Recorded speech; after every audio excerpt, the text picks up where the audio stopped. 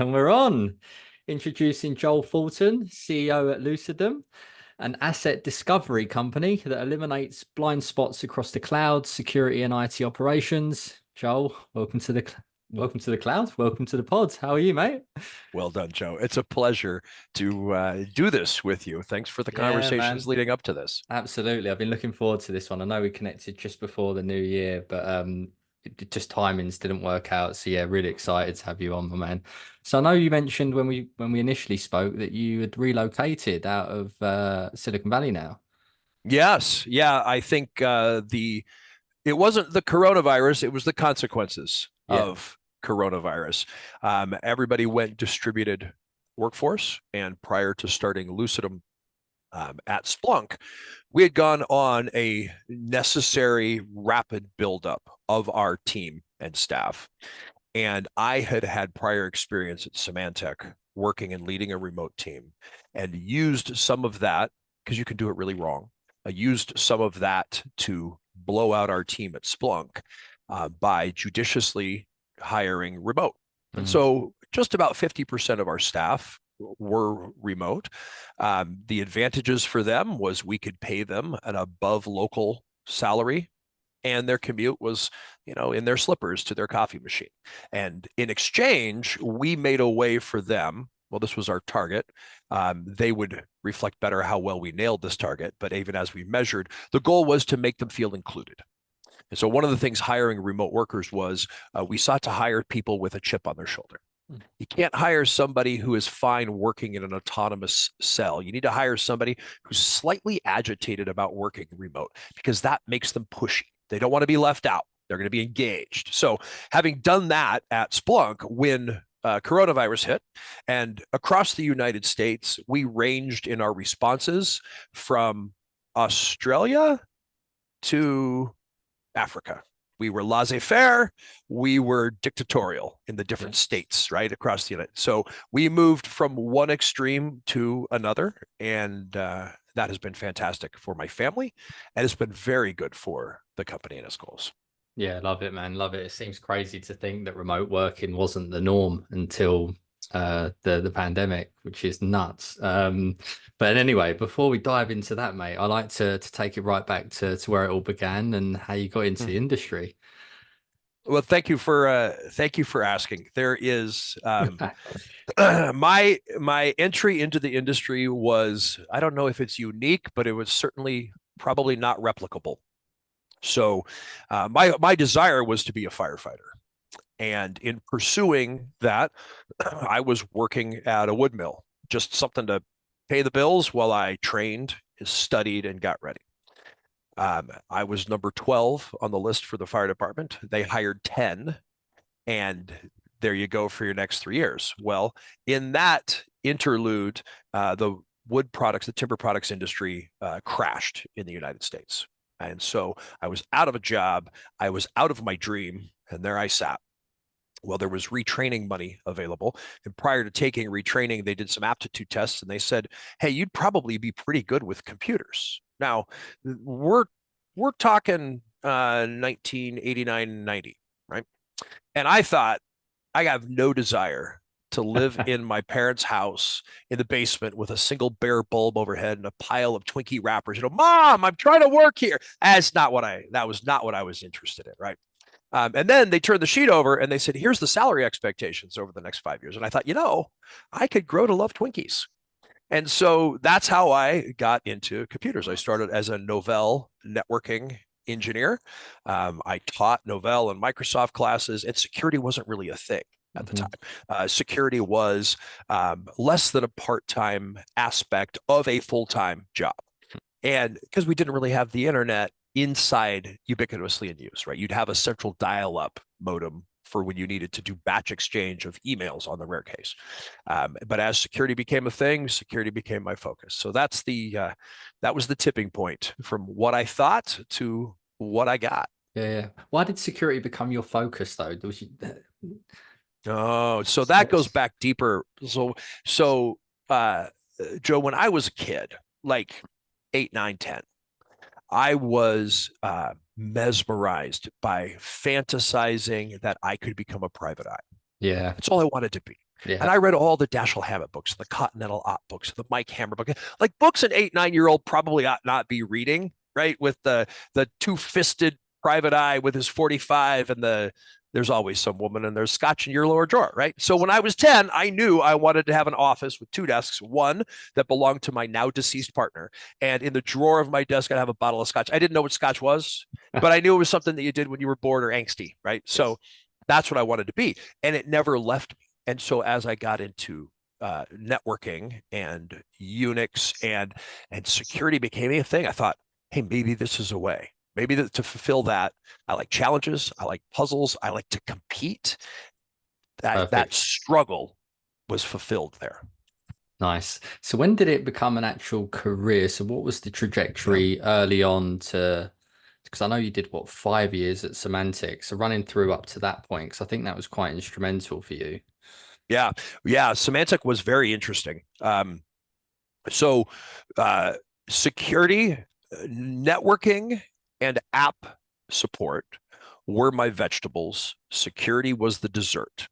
And in proportionality, like that's how it worked in the early 90s. So you'd set up a WatchGuard firewall, or you'd set up I'd set up OpenBSD with IP filter as a firewall, so that as people started to get on the internet through banks of modems, that would be the security, as well as proxies, which at that time were really used to cache an initial request for a site so that subsequent requesters could get it faster, right? So a local cache for proxy. So that's how I emphasize security. But the game changer was Gramm-Leach-Bliley. When the government passed the Gramm-Leach-Bliley Act, GLBA, that was it. All of the consulting firms were in on it. So the big four or the large 12, they knew this is where they could make money because they saw, I think, Sarbanes-Oxley coming after that. So as soon as GLB hit, my proportions switched. I became a security person who knew a lot about networking instead of a networking person that knew a lot about security. Yeah, got it. And then did you get to Symantec? So when you joined Symantec, what was your initial position when you joined? So I had run a consulting company doing financial institution security compliance west of the Rockies. How's that for a specific ideal customer profile? Yeah. Sold that company to some partners, went and became a CISO for a bank data processing center, went from there to Boeing, from Boeing to Starbucks, from Starbucks to a consulting company. And I decided I was tired of all of this because security became bureaucracy. And dealing with the politics and the people, I really rebelled against that. I didn't want to be good at it. I didn't want to engage. So I took a year and a half off to write. Saw that. And it was the most fantastic, most productive, least financially rewarding period of my time. So when I went back to work, I decided I am never going to work at a place and feel handcuffed, bound, or obligated to them. I will not work in a place I don't like. So I started at Symantec as I was a consultant, hourly, doing compliance work. So PCI, SOC 2, and I loved it. And I loved it because it was a garbage job. Yeah. Nobody tried to take credit for my work. Nobody thought that you could do something amazing out of it. So I had unlimited upside and I had no political problems. It was the best. And I learned from that what has become kind of my hobby, my mantra, my recommendation to others is pursue garbage jobs. If you pursue the worst possible job in that portfolio, you can A, make the most out of it and shine, and B, you don't have to fight for credit over it. So you could really just run pure, right? So that's how I started at Symantec. Yeah, nice. So you did 5 years there, and then you actually went back to Symantec after a short period as well. Yeah. I went to Google for a while, and I did not enjoy my experience at Google. Yeah. I think Google did not enjoy their experience of Joel. We were not a good fit. I was all in on the Google experience. I watched the movie, The Intern. Yeah. I read all the books by the leaders, and I got there and I thought, this is going to be awesome. These are hard charging non-bureaucratic, Yeah. smart driven people. And when I showed up, I was working at the world's largest DMV. It Yeah. was like Yeah. working at the post office. And it turned Yeah. out, my perception is Google makes money on ads. They're embarrassed about that. All they are is a television advertising company. And they know it, and it embarrasses them. Like when they have a good day, the experience of the internet for the world is worse because you get more ads. Yeah. When they have a bad day, the world is better. And they know it. And so they they distract themselves by, hey, we're going to give free internet to India through hot air balloons, or we're going like these weird projects that make them feel good about themselves. And so I got there and I thought, man, like we get to do stuff. Let's go do stuff. And everybody's like, no, no, no, that's not how we do it here. You don't do stuff. You just kind of, and it felt like I was a Japanese salaryman who was in trouble, right? You're Wow. locked in your office. You don't get a computer. Like we had fiber to the desktop, and most people bought PlayStations and Xboxes in their office so they could play with rapid latency, right? With good ping speed. That just didn't work for me, and so I kicked at everything. Pushed. Yeah. So Symantec offered me to come back to lead the security team, and I did. And then I was meeting with. At that point, we were rolling out. We were moving off of ArcSight in our SOC, and our managed security system was also looking for a new platform. And there were several instances in the Symantec environment where we had Splunk installed. I think we had 7 unique deployments of Splunk.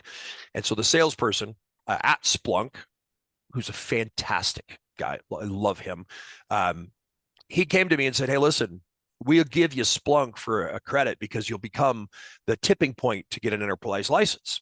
And I thought, I don't want all of the data that matters to me controlled by you. Mm. At that time, I was finishing my PhD, and I was learning a lot that I didn't know I was going to learn about statistical analysis, quantitative analysis. And I said, why can't we just do this on Elastic? Let's get it for free, and let's do it on Elastic. And so I was given the challenge, if you can prove out the ROI, you can have what you want. And so working with the Center for Machine Learning Excellence at Symantec, who were kind of the mercenaries of machine learning, right? If you had a machine learning project, they would parachute in and help you figure it out. So we did that ROI, and it turned out that deploying Elastic would be in our financial benefit for the first year plus 1 day. After that, the cost of maintenance, hiring of data architects, data warehouse, et cetera, it would be Splunk that had a positive ROI for us. So we went with Splunk. Yeah, nice. And then you actually landed a job with Splunk full time. So I thought we were doing a great job with Splunk. I was pretty happy with what our team were doing. And I was invited to a dinner during RSA with the Splunk leadership team. Smart. And I thought, like, I get to go, like twice in my life, I have had an opportunity to go to the source of the river, Symantec. Like, this is it in security. Now think about the timing, right? This is it. This is where all the security people are. This is where all the hackers I've followed and the tools I've downloaded, the blogs I've read, the authors are there. This is it. And I went to Symantec and I was like this is like the Partridge Family. Like, they were famous in the 70s and they haven't done anything since. So my second opportunity was to go to Splunk. So I met with them for dinner, and I sat next to Doug, who was CEO at the time, a wonderful, kind, smart human being. I sat next to him and I asked him, I said, Doug, I think that we're doing a pretty good job in our deployment and use of Splunk at Symantec, but I want to know how you do it. I want to meet your CISO and I want to learn from that CISO how to make better use of my Splunk. And Doug says to me, well, it's interesting that you asked that question. We haven't had a CISO for 8 months. And so that was what kicked off the conversation. And Splunk was my last job and probably the best job that I ever had. Yeah, amazing. We won't go into too much about Splunk because I know we want to really dive into what you're up to now. So you obviously, oh, it's kind. So you founded Lucidum. How did that all come about? Because I did read a blog which I will put in the show notes around thank you. your lunch or dinner. Talk to us about that. So I think that accidentally we did it the right way. I think most of the time people come up with an idea and then they try to accrete people around the idea. I think that's the wrong way, just in terms of the odds. So I knew the folks with whom I wanted to start a company. And then together we explored what the problem is. And in my role at Splunk, I met with hundreds of CISOs and CIOs and chief cloud officers, et cetera, because part of my job at Splunk was to support sales. Yeah. Right? So as I met them, and once the Splunk business was done, where there was time, opportunity, and an opening, I would ask, what problem are you trying to solve? And the ones who thought they were cool would talk about microservices or infrastructure as a service, or like, you're not actually trying to solve that. But the ones with whom I had a relationship and there was a level of trust, like they go, listen, man, I don't know what's in my environment. Bugs the crap out of me. Like, I have no idea. And every time I get an incident, it comes from something. I'm like, why is that there? How come you opened that port? How come you removed my software? How come that EC2 instance is up? That's my real problem, and I don't tell anybody about it. So that became the genesis for Lucidum. Yeah, class. And who have you actually partnered up with? Who is the chap that you met? Just give a shout out to him. Yeah, so Charles Feng was our CTO. He is a machine learning and AI data. And one of the awesome things about that partnership, and I would advise this to people, there's a guy, Charlie Munger, and Charlie Munger was described by Warren Buffett as being Warren Buffett's brain. And they were partners throughout the years of investing that they've done. So Charlie Munger has a book, and I've got it there, called his Almanac. And in the book, what he suggests is studying other subject matters than your own pursued topic of excellence, because you will find tools appropriate to your pursuit at lower levels on the shelf in these other topic areas. And that's what Charles brought. He had demographic and pricing analysis using machine learning. He had done work doing visualization of clothing through augmented reality and the dimensions required to make the clothing look appropriate and fit. And he did not have experience in security. In fact, a project we worked on together at Symantec was the first that he'd done there. And so his ability to draw on these other topic matters that all pointed into, hey, how do I find out what this unknown is? Invaluable. Yeah, nice. I think the founding team, as you mentioned, just so important that you get the right people. And you're probably doing yourself an injustice by saying that they're the brains, but you're probably not being fair on yourself. But with regards to Lucidum, talk to us a little bit more about actually specifics of what you are doing and how you're helping solve the problem. Yeah, thank you. So everybody has a cursory knowledge or use of what NIST has codified as the security cycle, right? Identify, protect, detect, respond, recover. We're all in the cloud now, so nobody really pays much attention to recover. I don't think that's wise. I'm being descriptive, not prescriptive. We spent a lot of the 90s dealing with protect, firewalls, antivirus, EDR. Protect was the thing. When we reached the aughts in the mid, we focused on detect. So that was the season of Splunk and Sumo and Elastic and Logarithm and can I detect things? We ended the last decade focusing on respond, Phantom and Demisto and SOAR and automation. How do I get action out of what I've detected? We've skipped over identify, which makes all of them better. So identify is a little bit of how do I find my vulnerabilities? But for example, when I attempted this and then eventually determined I had this problem at Splunk, you scan your environment, but you don't see things at home. You don't see ephemeral assets. And what you get is IP addresses. Well, an IP address is not an identifier. An IP address is a temporary characteristic of an asset because DHCP, we release and renew these all the time. So what's the real thing? How do I find it? And then once I found it, what do I need to know to do something? And so we learned through this process, we need to know who owns it, what it connects to, what kind of data it stores, transmits, and processes. And once I have that, now I know my punch list. If you walk into work and you ask yourself, what should I be doing right now to most effectively lower risk? Lucidum tells you, top of the charts. You've got an EC2 instance open, no encryption. It's got confidential data on it. It's owned by accounting. It's open to the world. That is your number one risk. Well, what's number two? All of that is explicated. And then what we've done to make this more valuable for our customers people talk a lot about having a single pane of glass. We decided that that was mispronounced, and nobody actually wants a single glass of pain. What they want is their ServiceNow investment to pay off, their Splunk investment to pay off. Don't make me go to another tool. So we turned Lucidum's capability and added the ability to be ETL. So now we live feed 6 different kinds of SIMs, 4 kinds of ITSMs. So your same workflow on security or IT side, now you don't have to go anywhere else. You see everything. Who owns it? What kind of data it has? All of the assets at home, infrastructure, cloud. That's our main value now. Love your SIM, love your ITSM. Who cares though? Who should be caring about this?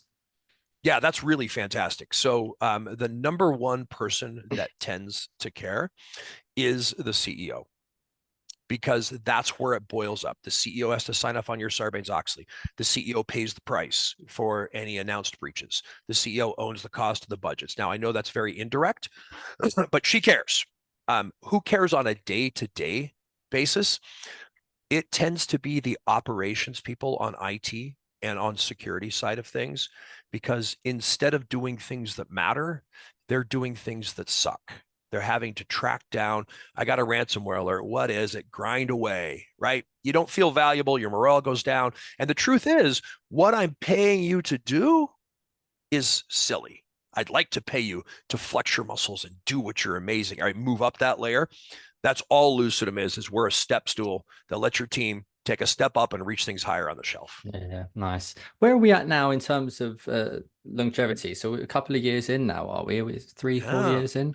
We are now 4 years in. 4 years January. deep. Yeah. That's and right. Already from what I'm reading, Fortune 500 companies are involved, and it's definitely an enterprise play. I saw you're heavily backed as well by GGVC, and I believe SVCI is also part of your community. Gave me the shirt. That's right. That's right. The Silicon Valley CISO Investors. So did you found that? I was one of the 8 founders. Okay. And we are now 60 CISOs. And wow. It is a fantastic group. It's a wonderful group. So it was 2 years, a year or 2 into the founding of SVCI when I went to the group and I said, I know we've got a regular process for bringing companies in. I would like to bring my startup in. I know that's weird because I'm one of the founders of this group.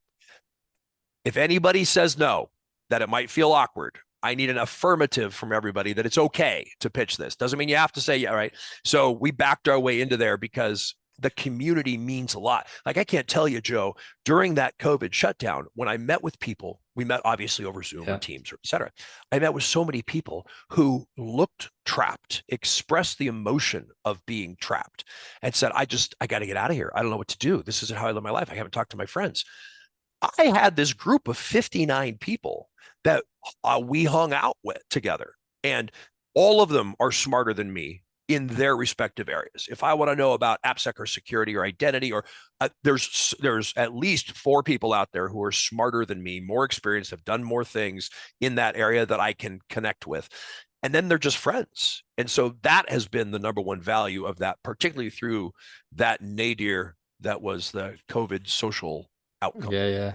But for others that might be in a founder's position that might be interested in exploring SVCI, what value outside of not being just like 60 odd CISOs, which is just insane, what else, and why would anyone even consider that? Because are they considered an angel syndicate? Is that what you'd consider it? Well done. Well done.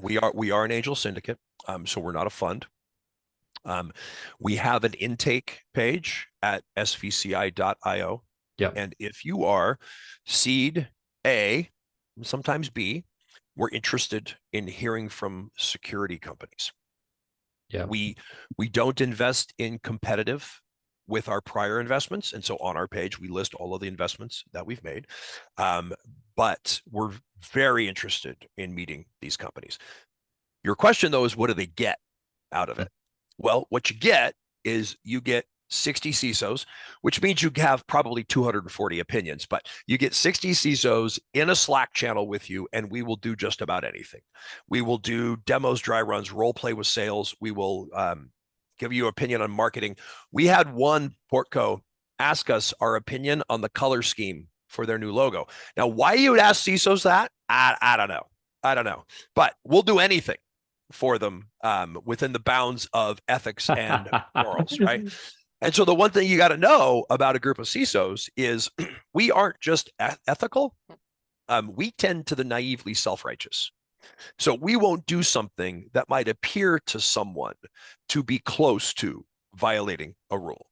So no CISOs who are investors are buyers of the companies in which we invest.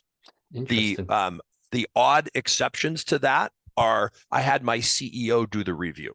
I had my team do it, and I recused myself. Almost never flies. I had my peer do it, and I suggested and disclosed. So we're big on disclosure. We're big on ethics. We won't, like, what you won't get, and people need to know this if they go into the intake process. You are not meeting your customer. Yeah. You're meeting representatives of your customer, but you're meeting advisors who are very interested in you succeeding, not customers. So hopefully when people hear this, that will help. Yeah. Because if you pitch like you're pitching to customers, you get the gong. It doesn't work. You got to pitch to people who think they're investors, which is what we think we are. Yeah, that's exactly what I initially would have thought, that you would think, oh, that's great. It's access straight away to 60 customers. So yeah, great. It's good that you've let that make knowledge. So in terms of some of the investments that you have made, are there any that you're particularly like seriously excited about? Has there been any previous exits already? How old is the syndicate? So we got into this because the same group that founded SVCI, we did I guess you call it a community service project, and it's called Security for Startups. If you go to security4startups.com, and it's we have a GitHub. It's an open source project that lets startups assess their own risk and their next steps to secure their environment. And that started because there was a lot of complaining that, hey, I just joined a Series D and it's a mess. No one's done anything. No one's thought about security. I feel like I was hired as the fall guy. So we thought, well, let's do something about it. Let's help these seed A and B companies figure out what security they ought to have on their own. And so as we built this out, we, like any good product, met with our prospective customers and asked them, hey, what do you think? Like, are we overbroad? Are we too specific? Is it too expensive? Is it like, how do we fit? And as we did that, we found a lot of companies in the security space that we thought don't have the attention and really aren't going to make it unless we push. And people need to know. We got kind of stoked about some of the companies with whom we were meeting. So that's how we started SVCI and how we got this thing going and off the ground. So we didn't do this to invest in companies that will exit within 10 years. We did this for the long-term play. And so we consider that the money that we put in is not something we're going to ever see again before the next 7 to 10 years. Our focus is on working with those companies. We don't write big checks. Right? Yep. So we're in the 250 to 350 all in, and it comes from individual members who are putting up 5,000 or 10,000, and that's aggregated into a single special purpose vehicle. So you got one item on your cap table, you get one check from us, but that's how we do it. So one of our early companies, Polarize, was acquired. We've got a lot that we're proud of. We're super proud of Lucidum. Yeah, sick. I was just going to let that later for a second. Plug it, mate. Why not? That's right. We are proud of Dorada and Orca and Tromso, and we've got companies in the SaaS security and identity space like Gem and Encode and Wing. We're proud of Island. I worked with Mike Fay when he was at Symantec. Now he's running Island, which is a secure browser. I got Jody Batal's Traceable. Cyril that does data management. So we've got a good portfolio that, as a new CISO, if you were starting from scratch, we've got everything except endpoint protection, and you could probably solve that through Island, the secure corporate browser, right? Yeah. So across the mix. Now, our problem is we're the holes. right? Because we don't invest in competitive, because our investment is not passive. Our investment is we're all over LinkedIn, we're recommending it, we're pushing it, we're disclosing that we own and that we own for a good reason, and you should try these things out. So we can't have Acme and XYZ, right? So our difficulty now is threading the loophole of, hey, after 3-4 years, we've got a pretty rich portfolio of successful companies. Now, what are the gaps to be filled? So yeah. How many portfolio companies is there now, just out of curiosity? I think we have 16. 16. Yeah, nice. Okay, cool. Look, we could probably talk for hours, man. Well, I could. That's probably my fault. Yeah, I'm working on it. No. Let's finish this up with based on you investing in companies and having started your own company. What advice would you give to a founder, a first-time founder? What advice might you give to them? Yeah. So a friend of mine, Andrew, when I asked him that question, we were just starting, he got on the phone with me for 2 hours, and then he sent me like a 20-page document of things you ought to know.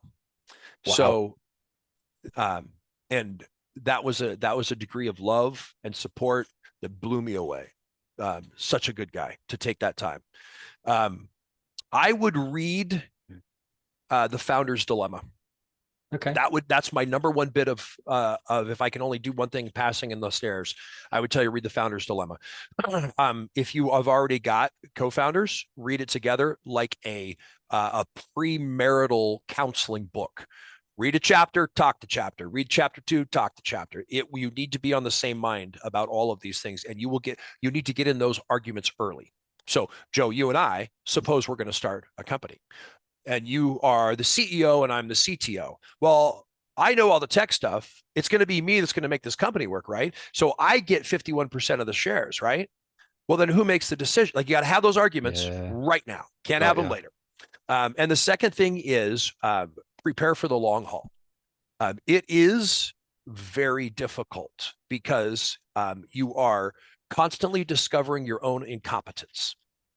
Every morning I wake up in the list of things to do, 50% of it I'm too stupid to do it. Never done it before, don't know how to do it, not sure how to start. And I scramble, I call people, I ask for help, I figure it out. And at the end of the day, I realize nobody died. I wake up the next morning, 50% or more of my list, I'm too stupid to do. You need to be good at acknowledging, I'm not good at this, but I can get it. When I went and learned how to sail, sailing is pretty complex if you haven't grown up that way. And I'm trying to figure out how you sail close to the wind and why it makes sense. Like intellectually, the wind is blowing at you and you're sailing into the wind and the sail provides lift, but and I just can't wrap my head. And then I'm trying to learn all these knots, like those two things. And I'm struggling with it. We're sitting on the deck of the boat, and from the boat next to us, a big cloud of exhaled pot smoke drifts over. And I realized, well, shoot, if they can do it high, I got this. That is a startup. You always have these things that are too hard to figure out. But you look over at the direction of that exhaled cloud of pot smoke and you tell yourself, well, listen, if they can do it high, I can figure this out, right? And every day, that's the second piece of advice I give. Love it, Joel. Man, I wish you all the best of success with Lucidum. It's going to be a great journey, man, and looking forward to seeing you in a couple of months, and we can get that beer. We're well overdue. I look forward to it. It's a pleasure. And if I can help you with the search and the efforts that you've got, you know that I'm there. Legend. Cheers, Joel.